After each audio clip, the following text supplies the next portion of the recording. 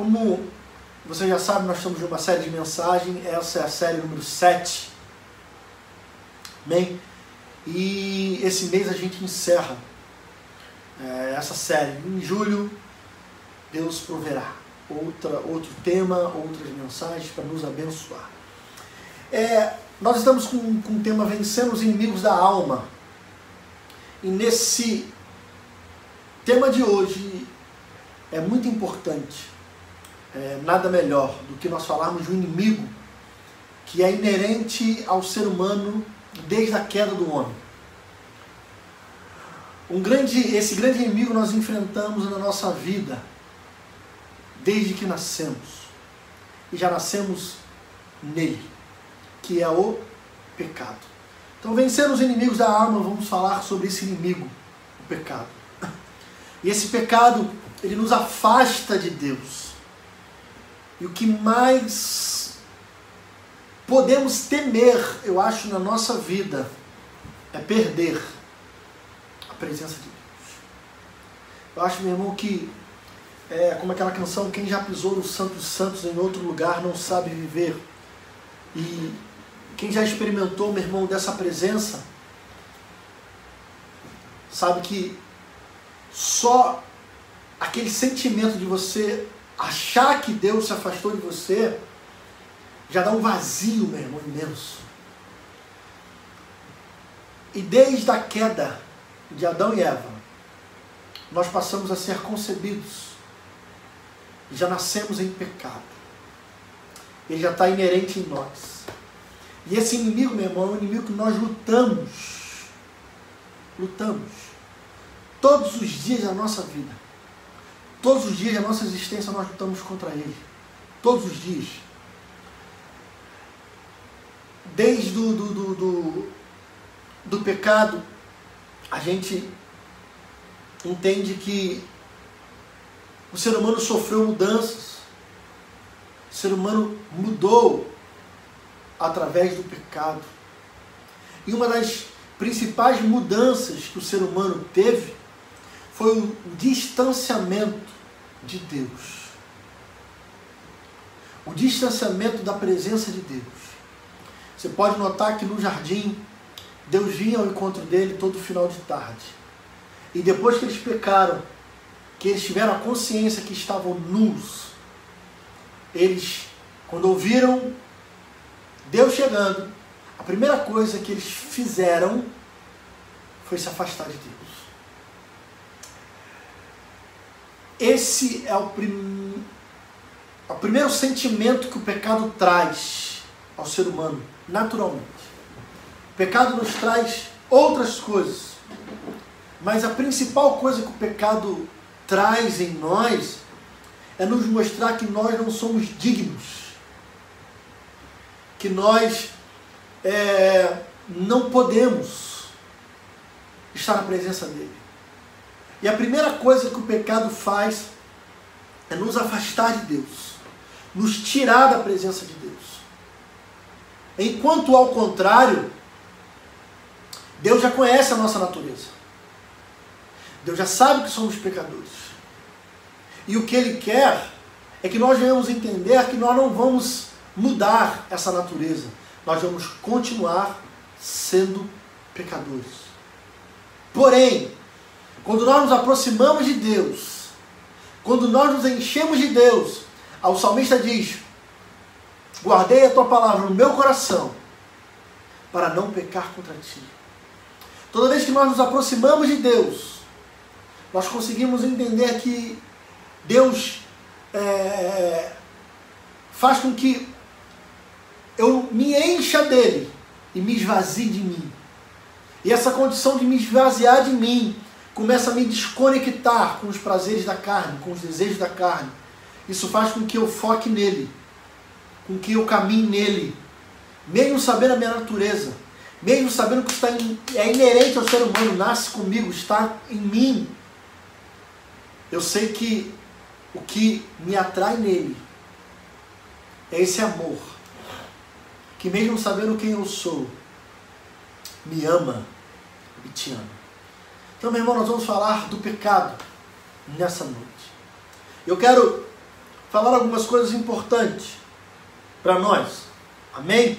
Então eu quero que você saiba, meu irmão, que o pecado nos afasta de Deus. Qualquer pecado.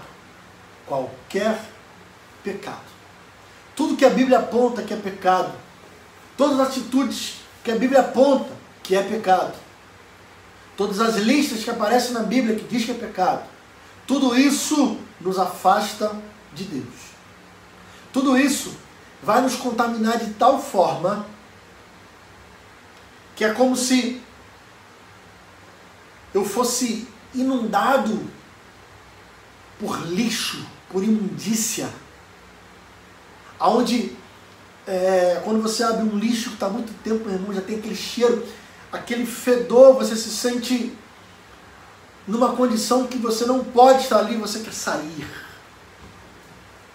Mas Deus quer te limpar, Deus quer te justificar. Por que eu estou tentando tratar sobre o pecado? Porque nesse tempo que nós estamos vivendo, é um tempo que aparentemente essa distância da igreja física, essa distância da comunhão entre os irmãos, para alguns, pode parecer que Jesus se distanciou, Deus se distanciou. E isso não é apenas em relação dele para comigo, mas principalmente de mim para com ele. Como nós já sabemos, meu irmão, não é novidade para ninguém, tem crente que só ora na igreja. Tem crente que só lê Bíblia na igreja. E tem gente que está na igreja e está afastado de Deus. Tem gente que está na igreja e está fraco. Tem gente que está na igreja que está vivendo em prática de pecado. Tem gente que está na igreja e acha que está abafando. Só que eu quero te dizer, meu irmão, como eu já preguei num domingo aqui, isso tudo que está acontecendo são sinais. Sinais que Jesus está voltando. Não é história, meu irmão. Nós cremos. Se você é evangélico, você crê. Se você não crê, não sei o que você é, porque evangélico não deve ser. Então entenda, em nome de Jesus, uma das coisas que nos afasta de Deus é o pecado. A Bíblia diz que Ele não está com suas mãos encolhidas e nem com seus ouvidos tapados para que não possa nos ouvir e para que não nos possa abençoar. Mas o pecado faz a nossa separação de Deus. É como se Deus estivesse aqui, ó, com a mão estendida, com os seus ouvidos. Só que toda vez que o pecado surge na nossa vida, toda vez que o pecado vai crescendo na nossa vida, vai nos separando dele. E essa separação, meu irmão, nos afasta de tal maneira que nós não conseguimos viver algo. Porque Deus nos chamou para viver algo chamado santidade. Santidade não é ser perfeito. Santidade não é ser santo como no dicionário Aurélio, sem erro, imaculado, não. Santidade significa ser separado. Eu escolhi entregar a minha vida a Ele e não viver mais pelas minhas paixões, não viver mais pelos meus desejos, não viver mais por nada disso, encarar uma vida de santidade, ou seja, separado para Ele. E é isso que Deus quer que nós venhamos viver. Então, não é tempo de brincar, não é tempo como que eu vou dizer? De estar desapercebido. É tempo de você se concentrar. Porque por mais que nós estejamos longe, ainda somos a igreja. Por mais que estejamos longe, o Espírito de Deus ainda habita em nós. Por mais que estejamos longe, ainda temos algumas práticas que Ele requer que nós venhamos fazer como filho dEle. Lá em 1 Pedro, meu irmão, capítulo 1, não sei se é verso 16 ou 18, diz: sede santos, porque eu sou santo, assim diz o Senhor. Ele quer que nós sejamos separados assim como Cristo foi separado para Deus quando estava na terra.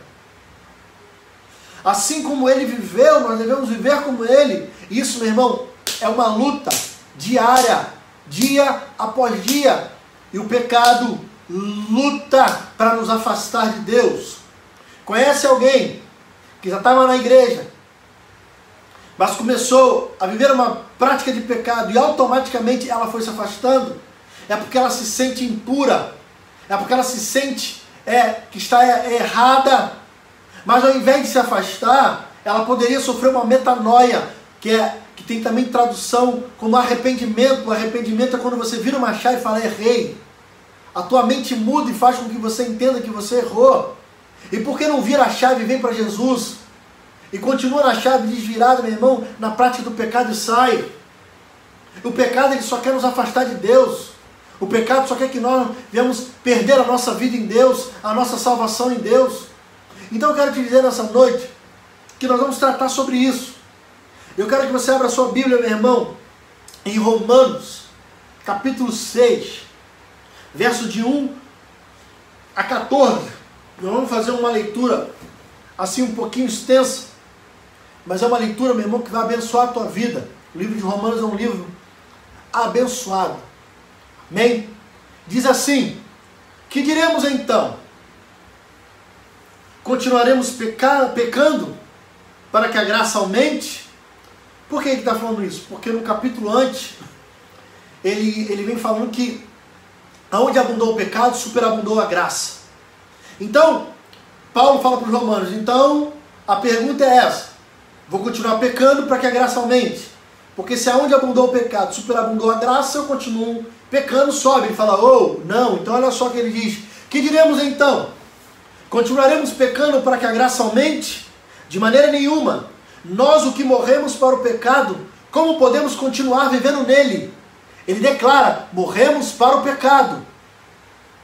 Ou vocês não sabem que todos nós que fomos batizados em Cristo Jesus, fomos batizados em sua morte? Portanto, fomos sepultados com ele na morte por meio do batismo, a fim de que assim como Cristo foi ressuscitado dos mortos, mediante a glória do Pai, também nós vivamos uma vida nova. Ele está fazendo um paralelo, meu irmão, dizendo que o batismo é uma representação onde eu morro para o pecado. Comparando com a cruz, Jesus leva sobre si todo o pecado na cruz, toda a maldição, tudo estava sobre ele, ele morre. Mas quando ele nasce, aleluia, quando ele ressuscita, ele vem com um corpo incorruptível. O pecado já não podia mais dominá-lo, ele venceu a morte.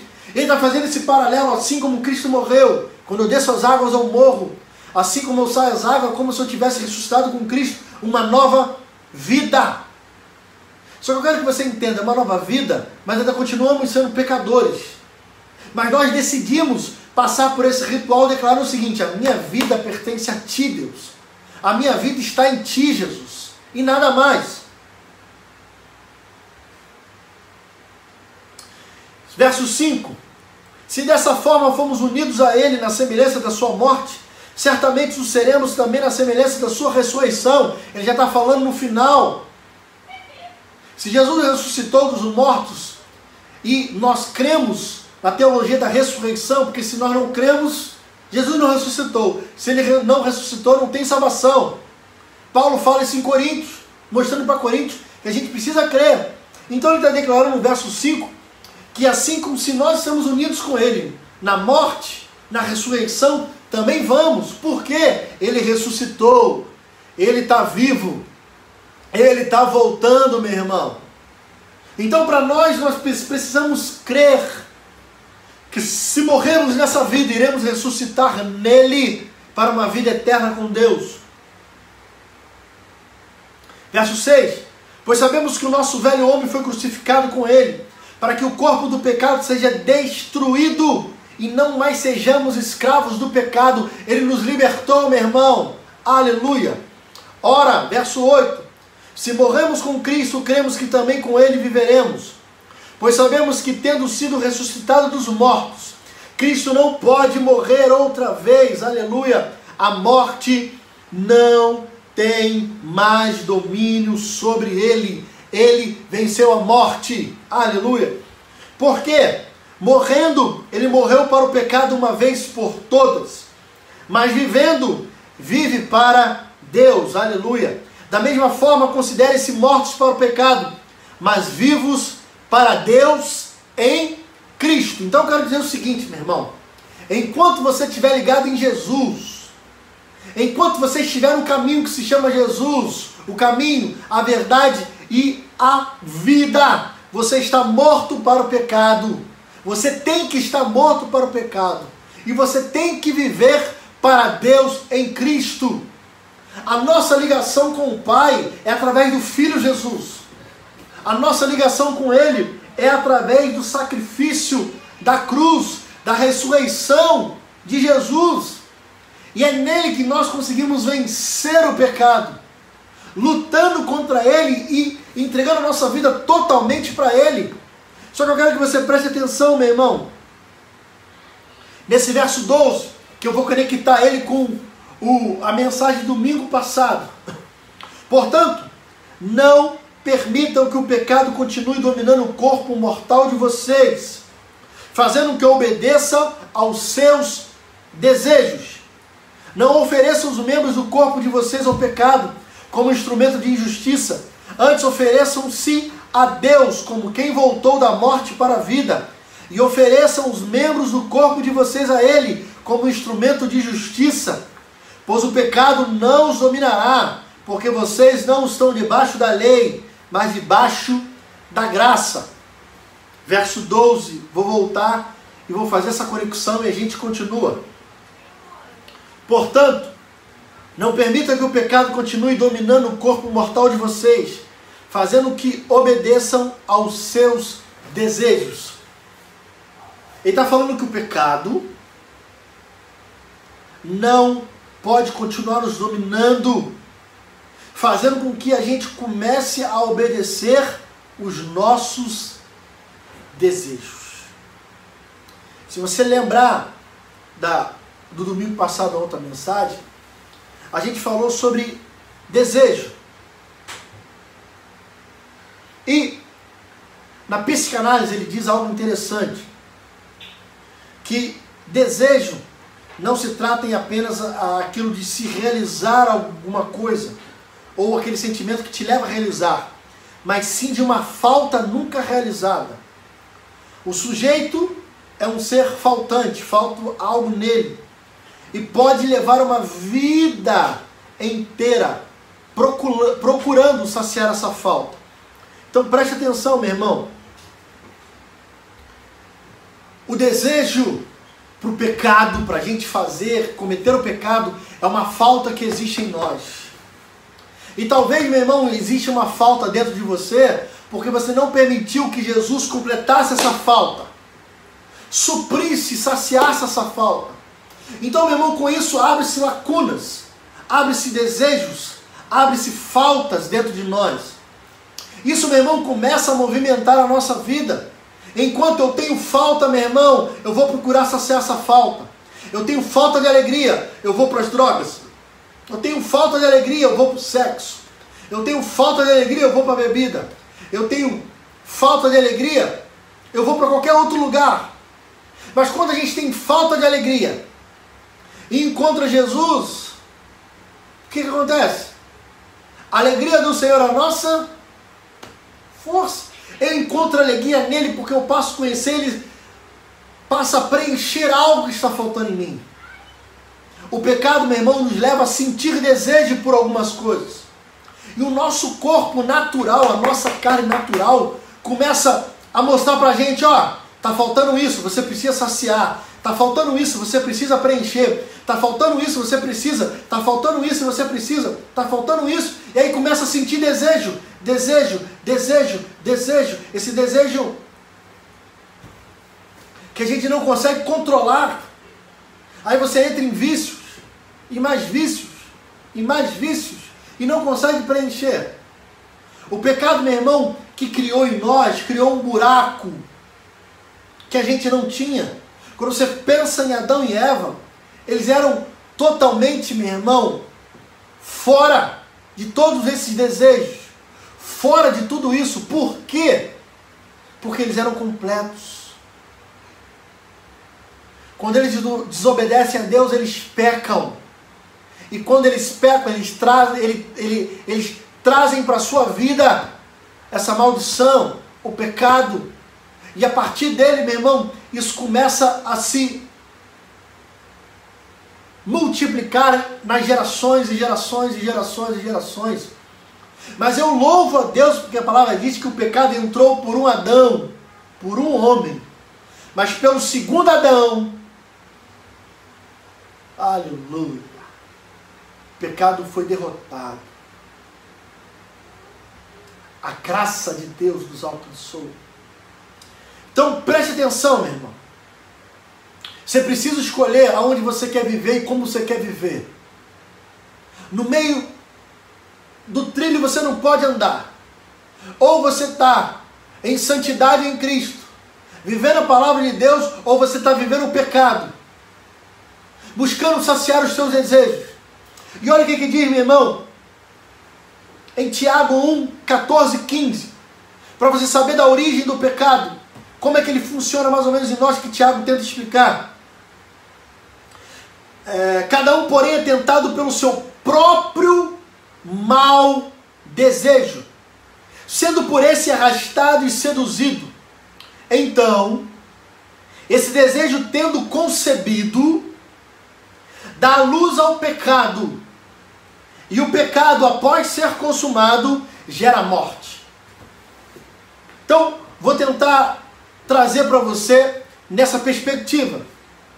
Cada um, porém, é tentado pelo próprio mau desejo, ou pelaquela falta que está dentro de você. Cada um é tentado por aquilo que está dentro de nós. O desejo. E esse desejo, meu irmão, não é à toa. Esse desejo é referente a uma falta. Então, eu quero te dar um bizu. Sabe como nós começamos a fechar as brechas? A fechar os buracos? É quando nós começamos a encher todos esses buracos com a palavra de Deus, com a presença do Espírito Santo. Quando nós começamos a encher tudo isso, meu irmão, esses buracos começam a ser fechados. As feridas começam a ser cicatrizadas. E você começa a não querer mais saciar esse desejo. Só que olha o que acontece. Sendo assim, por esse arrastado e seduzido, ou seja, essa falta que nós temos, vai nos arrastar e nos seduzir, porque nós somos tentados pelo nosso mau desejo.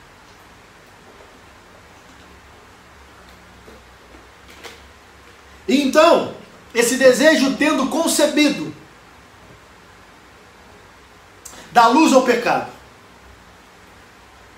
E o pecado, por ser consumado, gera morte. Eu quero te dizer, meu irmão, que Jesus elevou o nível da concepção do pecado. Jesus elevou o nível mostrando que pecado não é só quando é praticado. Quando é praticado é gerado a morte, porque ele é consumado. Mas quando ele é concebido, já é pecado. Já dá à luz essa concepção do pecado. No tempo de Jesus, a galera queria levar o adultério para um nível apenas de prática. Só do ato consumado. Só que para o ato, Jesus entendia, e Tiago também explica isso, que para algo ser consumado, antes ele precisa ser concebido. E essa concepção está aqui. Está aí. E essa concepção vai trazer para nós e vai nos arrastar para essa tentação, porque está faltando algo aqui dentro. E a gente vai procurar saciar isso. É como eu li, o ser faltante vai viver uma vida à procura de saciar essa falta. Aquele que vive na prática do pecado é um ser que está constantemente faltando algo, e ele vai viver uma vida buscando saciar esse algo. E aí, meu irmão, você viaja aí na tua cabeça o que alguém pode fazer para saciar alguma coisa, para preencher alguma coisa, para ter alguma coisa aqui dentro que possa suprir essa falta. Então, quando Jesus eleva o nível para aqueles que estão ouvindo, ele fala assim: olha só, escuta aí, vocês que estão me ouvindo. Se você olhar para a mulher do teu irmão, se você apenas olhar para ela, sentir deseja por ela, você já adulterou. Já era, meu. Então ele eleva a concepção do pecado, que a concepção do pecado não é somente na prática. A concepção do pecado, o pecado em si, ele está na sua concepção. Então se você olhou, desejou, adulterou, isso no caso de alguém casado, ok? Se alguém casado, dá um exemplo, eu olho para uma outra mulher, desejo, adulterei, mesmo sem deitar com ela. Agora, se você é solteiro, olhou para alguém e desejou, é como se você já tivesse transado, é fornicação. Ele eleva o nível para um outro patamar. E a gente vive com essa luta diária dentro de nós. A gente tentando fugir do pecado, tentando viver a santidade. E a gente consegue entender o que Paulo fala, o bem que eu quero fazer, se eu não faço. Mas o mal que eu não quero, se eu faço, é uma luta. Você vê, meu irmão, essa luta que ele está brigando com ele, porque é algo aqui, ó. Ele quer fazer, mas não consegue. Ele não quer fazer, ele faz. E isso é algo que vai nos limitando, vai nos pressionando. E a gente não consegue perceber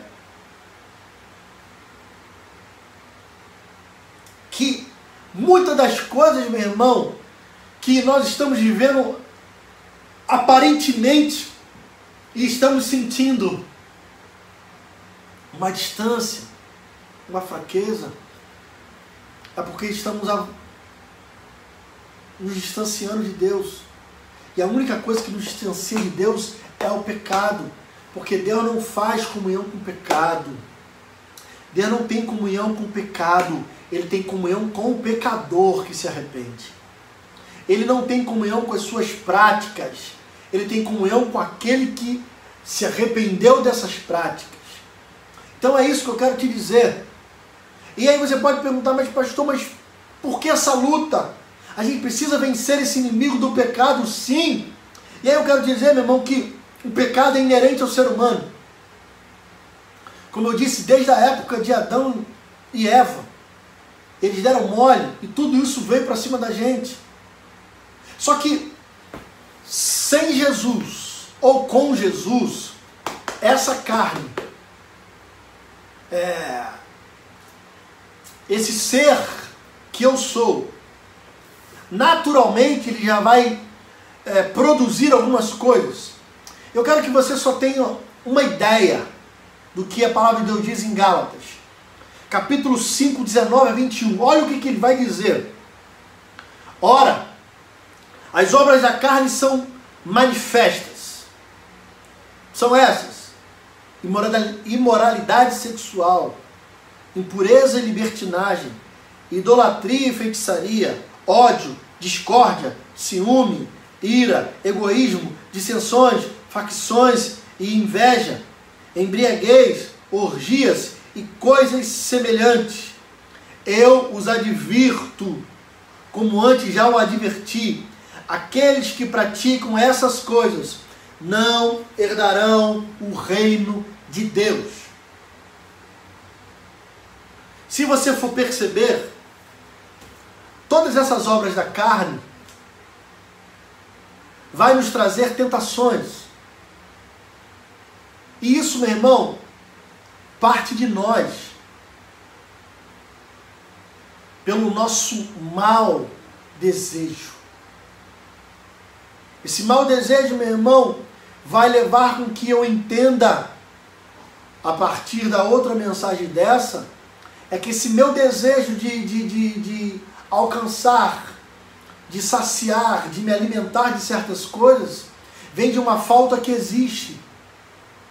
Então, como quando o camarada vai para o lado do sexo, é porque existe uma falta e ele quer suprir aquilo. Quando o camarada vai para o ódio, é que existe uma falta ali dentro, talvez de perdão, talvez de amor. Quando o cara vai para ciúme, é porque ele ainda não entendeu e existe uma falta que ele quer ter o que a outra pessoa tem e não se alegra com a outra pessoa. Então, o pecado vai nos conduzindo para desejos que esses desejos concebidos dão luz ao pecado, e esse desejo consumado nos traz a morte. Deus nos chamou para uma vida de liberdade do pecado, embora sejamos pecadores. Há uma grande diferença em viver na prática do pecado e viver sendo um pecador. É inerente, eu sou pecador. Lá em 1 João diz que aquele que diz que não é pecador é mentiroso. E aquele que diz que não comete pecado faz Deus de mentiroso. A Bíblia já declara que nós somos pecadores. Só que existe um ponto que nós precisamos entender. Que às vezes nós vamos ser enganados pelos nossos desejos.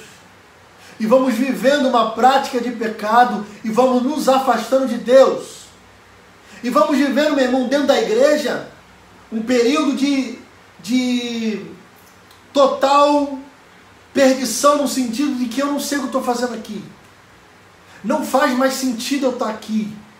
Não faz mais sentido eu estar aqui. Por isso que, se você aceitou Jesus, você precisa lutar contra o pecado e viver em santidade. Todo mundo está preocupado com o coronavírus. Até eu estou preocupado. Todos nós. Mas devemos continuar preocupados com o pecado. Que entra coronavírus, sai coronavírus. Entra dengue, sai dengue. O pecado continua na humanidade e vai ficar até o fim. Porém, eu quero que você precisa compreender na tua vida nessa noite. Se Deus te chamou, se Deus te escolheu, se Deus te separou, é para que você entenda que você morreu para o pecado e precisa viver para Deus em Cristo. Não existe uma vida em Deus se não for por Cristo. Não existe uma vida em Deus, em Cristo, se você viver a vida da prática do pecado. Não existe, meu irmão. Junto com Adão e Eva lá no Éden, o pecado trouxe duas mortes. Uma material e uma espiritual. A morte material significa que nós morremos. Infelizmente. Eu quero que você abra a tua Bíblia em Romanos 6, 22, 23, diz assim, ó. Mas agora que vocês foram libertos do pecado e se tornaram escravos de Deus, o fruto que colhem leva à santidade e o seu fim é a vida eterna. Ou seja, agora que eu fui liberto do pecado e me tornei escravo de Deus, o fruto que é gerado em mim é santidade. Que ele diz, ó, se tornaram escravos de Deus, o fruto que colhem leva à santidade. O fruto que eu gero leva à santidade. E o fim é vida eterna. Só que ele vai declarar, pois, verso 23, o salário do pecado é a morte, mas o dom gratuito de Deus é a vida eterna em Cristo Jesus, nosso Senhor. Aleluia. Então entenda, para você compreender, o pecado é um problema que já está, meu irmão, em nós e já cumpre uma parte. O salário do pecado é a morte. Todos nós vamos morrer. Vamos sair dessa vida e vamos descansar. Todos nós. Eu aceito a Jesus, mas continuo morrendo materialmente. Eu vou ser enterrado como todo mundo vai. Não tem mudança nisso. Porém, além dessa morte, se eu não estiver em santidade, esse salário do pecado pode ser uma morte eterna. Aleluia. Aonde, meu irmão, não vai ter mimimi nem chororô. Lá em Apocalipse fala da segunda morte, se não me falha a memória. É onde aqueles são lançados, meu irmão, no fogo. Então imagine, meu irmão, você já morre agora. E ao invés de você viver uma vida, pois o dom gratuito de Deus é a vida eterna, você chega lá no céu e ainda morre. Por quê? Você continuou vivendo uma prática do pecado, porque você tentou preencher algo aí dentro que nada pode preencher a não ser Cristo, a não ser Jesus Cristo, o Filho de Deus. Nós estamos, meu irmão, para ministrar a Santa Ceia. E nesse momento de Santa Ceia, meu irmão, a gente sempre reflete. E um dos inimigos da alma que a gente não pode esquecer jamais é o pecado. Porque a gente fala do pecado como se o pecado fosse algo, mas o pecado é você sair do caminho, é você desviar, é você tropeçar, é você fazer aquilo que você não deveria. Ok. Mas o que me faz sair do caminho? O que me faz tropeçar? É desejo. E o que me faz ter desejo? É falta de alguma coisa que eu quero saciar, e isso me impulsiona viver um desejo. E a gente já viu que o desejo é um sentimento que vem de querer, de vontade, de expectativa, de possuir, de alcançar. Então eu tenho o desejo de alcançar, de querer, de possuir, por uma falta. E isso, meu irmão, é que a gente precisa compreender. Às vezes a gente aceita Jesus e fala, não, aceitei Jesus, estou tranquilo, meu irmão. Está tranquilo? Mas ainda existe um pecado que habita em você. A tua vida, meu irmão, é cheio de altos e baixos. A tua vida é cheia de limitações. E você precisa estar cheio. O Salmo diz, guardei as suas palavras no meu coração, para eu não pecar contra ti. Por que eu preciso guardar? Porque toda vez que eu guardo a palavra, eu estou me saciando. Lembra de Jesus? Lá no deserto, quando foi tentado por Satanás, Satanás tentou lá, quando ele teve fome, sentiu fraco, ele veio e disse, aí, está com fome? Se tu és um filho de Deus, transforma essa pedra em pão e come. Come. Sacia essa falta que está na tua vida. Simples. Só que o propósito dele, se ele fizesse aquilo, talvez ele pecaria, porque ele iria mudar, não porque ele comeu, mas talvez por um propósito que ele estava iniciando. Senão ele comeria. Por que ele não comeu? É porque ele saberia que ali iria mostrar que ele não conseguiu, por causa de uma fraqueza, de uma falta.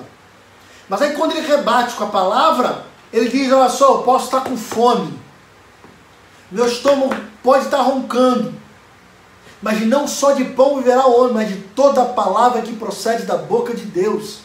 Ele está dizendo, a falta que eu tenho, por mais que seja material, a palavra de Deus supre, me dá força para continuar no meu propósito, no meu caminho. Então eu quero dizer, meu irmão, que não tem desculpa. Pode ser algo material, meu irmão. Pode ser algo emocional.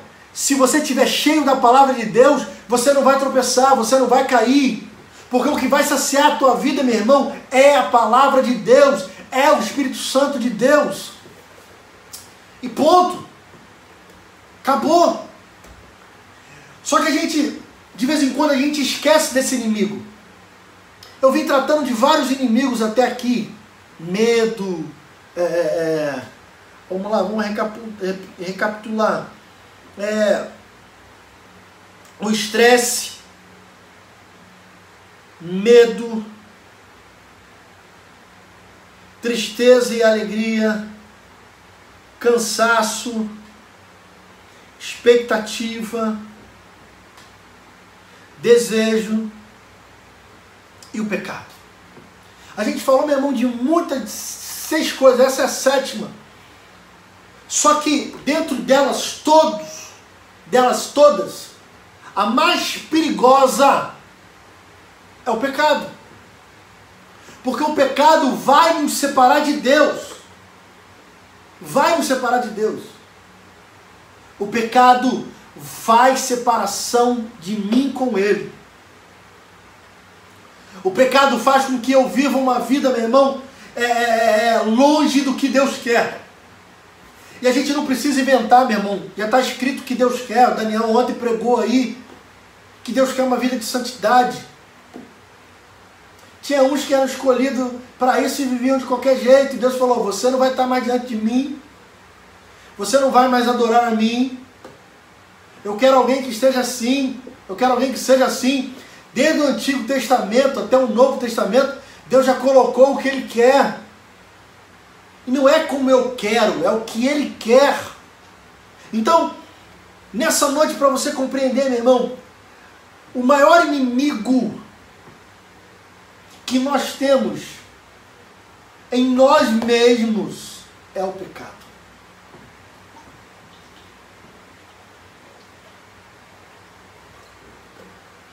Por isso que a Bíblia vai nos ensinar, meu irmão, a várias coisas. Vai nos ensinar a gente cortar as arestas antes que dê mal. Estava lendo, agora não lembro, que diz antes que o sol se pôr com a sua ira, resolva-se. Ele está dizendo, você está irado, mas antes que o sol se ponha, resolva o problema. Porque, meu irmão, aquilo vai te levar a um problema. Então, a Bíblia nos traz soluções. E uma das soluções que ela nos traz é a santidade. Simples. Santidade. Por isso, a gente ainda vai ficar um mês ainda nesse isolamento. A nossa igreja. Nós já estamos aí, março, abril, maio, e vamos ficar agora em junho.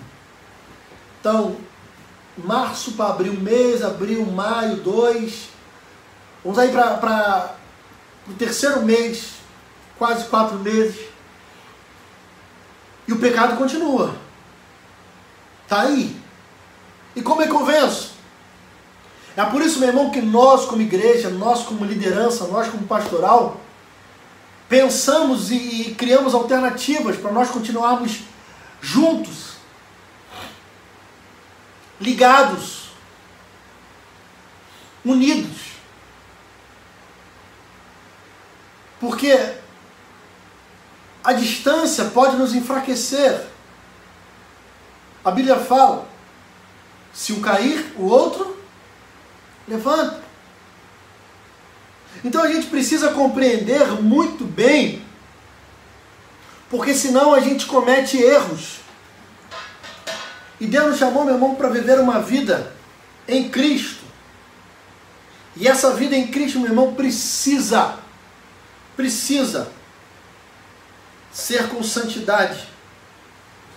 Porque só assim conseguiremos vencer. Só assim conseguiremos lutar. E não tem como, meu.